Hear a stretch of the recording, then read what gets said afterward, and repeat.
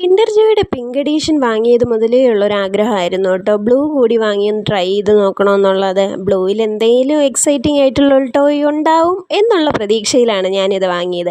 ആദ്യം നമുക്ക് ഈ ചോക്ലേറ്റ് ഒന്ന് കഴിച്ചിട്ട് പിന്നെ നമുക്ക് ടോയ് എന്താണെന്ന് നോക്കാം. ഒത്തിരി പീസസ് ഉള്ള ടോയ്സാണ് എനിക്കിഷ്ടം. കൂടുതലും ഫിക്സ് ചെയ്യാനുള്ള കൊതി കൊണ്ടാണ് കേട്ടോ. ഇനി ഇതൊക്കെ എന്താണ് എന്നറിയണമെങ്കിൽ നമ്മൾ ഈ ഒരു കുറുപ്പടി തന്നെ നോക്കേണ്ടി വരും. എൻ്റെ ഡൗട്ട് ആ പേപ്പർ കഷ്ണം എന്തിനാണ് എന്നറിയാനായിരുന്നു കേട്ടോ. അതിനാണ് ഞാൻ മെയിനായിട്ടത് നോക്കിയത്.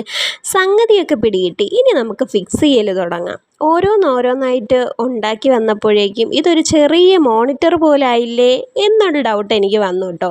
ഇനി ഇതിൻ്റെ അകത്തേക്ക് വെള്ളം ഒഴിക്കാനാണ് പറഞ്ഞിട്ടുള്ളത്. നമുക്ക് കുറച്ച് വെള്ളം കൂടി ഒഴിച്ചു കൊടുക്കാം. എന്നിട്ട് ആദ്യം കണ്ട പേപ്പർ ഇതിനകത്തേക്ക് കയറ്റിയിട്ടൊന്ന് പുറത്തെടുക്കാം.